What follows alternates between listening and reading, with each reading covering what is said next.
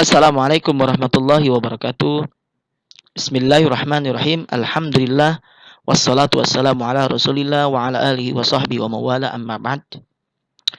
Puji dan syukur senantiasa Allah yang memiliki kenikmatan semua yang diberikan kepada manusia.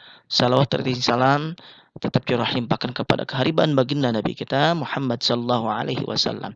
Siswa dan siswi kelas 11 baik IPA maupun IPS yang mudah-mudahan pada kesempatan yang berbahagia ini, pekan ini dalam keadaan sehat walafiat dan dalam keadaan semangat dalam menuntut ilmu.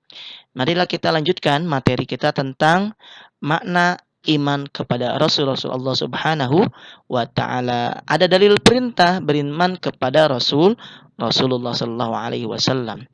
Pertama, dalil akli, dalil yang bersumber dari akal sehat manusia.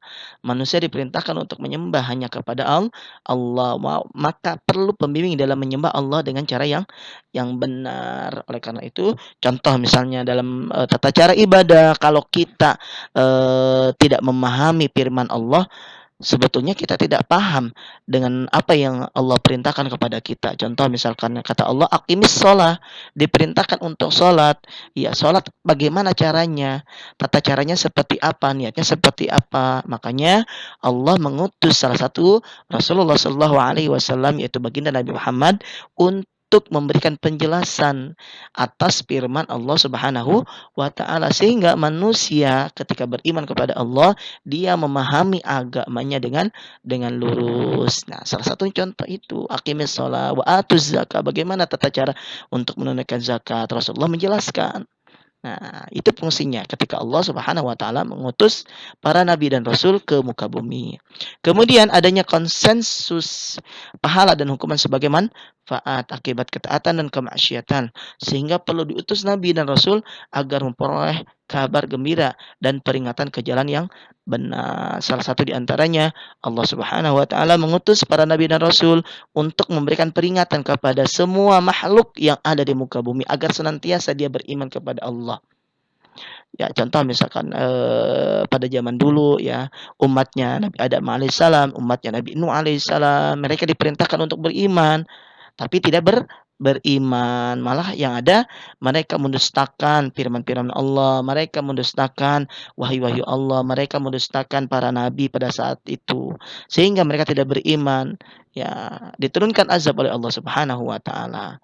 Ya, kemudian para nabi dan rasul semuanya memberikan peringatan kepada umatnya untuk memberikan kabar gembira ketika orang ada yang beriman, ya akan diberikan balasan pahala oleh Allah Subhanahu wa taala. Ada pula orang yang tidak beriman, maka balasannya adalah azab neraka. Kemudian bagaimana sih cara beriman kepada Rasul? Pertama, meyakini dengan sepenuh hati bahwa misi para Rasul adalah benar dari Allah Subhanahu wa taala. Jangan sampai sedikit pun di dalam hati kita keraguan atas diutusnya para nabi dan rasul oleh Allah Subhanahu wa taala. Kemudian tidak membeda-bedakan antara rasul satu dengan rasul yang lain. Dihafal ya. Nanti di rumah nama-nama nabi dan rasul yang wajib diketahui ada 25. Allah mengutus nabi sebetulnya ada jumlahnya 124 ribu nabi dan rasul, yang wajib diketahui hanya 25. Kemudian meyakini kebenaran semua yang disampaikan kepada rasul, kemudian mengamalkan ajarannya dalam kehidupan sehari-hari. Nah, ini tujuan Allah mengutus para rasul itu ke muka bumi agar manusia mengetahui misi dalam hidup, agar manusia mengetahui konsekuensi kehidupan, agar manusia mampu meraih kehidupan yang bahagia. Kemudian manusia taat dan tunduk kepada Allah Subhanahu wa taala. Semua dibingkai aturan-aturan itu oleh Allah Subhanahu wa taala, termaktub dalam kitab suci Al-Qur'anul Karim. Kemudian hanya Allah yang mengetahui jumlah nabi dan rasul secara pasti.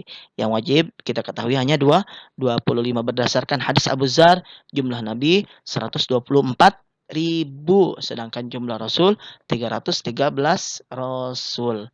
Ada 25 nabi dan rasul yang wajib diimani: Adam, Idris, Nuh, Hud, Saleh, Ibrahim, Lut, Ismail, Ishak, Yakub, Yusuf, Ayub, misalkan Zulkifli, Shu'aib, Musa, Daud, Sulaiman, Ilyas, Ilyasa, Yunus, Zakaria, Yahya, Isa, dan Nabi Muhammad sallallahu alaihi wasallam. Nabi dan Rasul ulul azmi, kriteria ulul azmi yang diketahui, ya.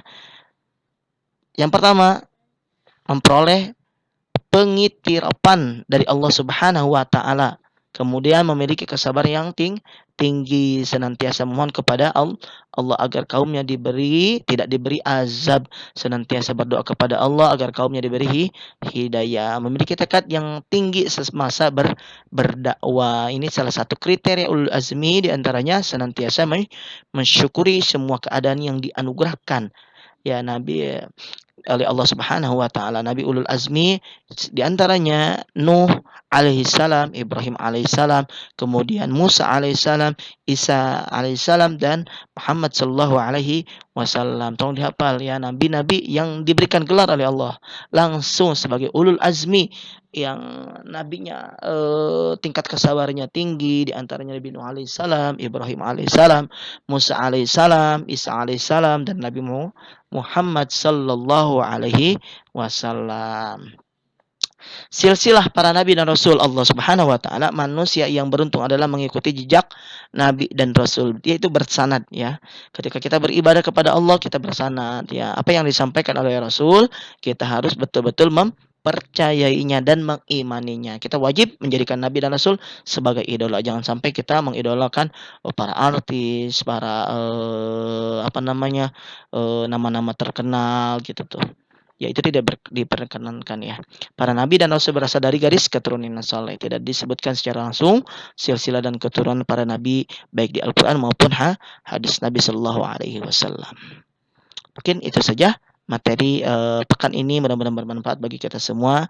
Ya, jangan lupa meninggalkan sholat dan tetap semangat dalam belajar di rumah. Hadanallahu wa iyyakum ajmain. Assalamualaikum warahmatullahi wabarakatuh.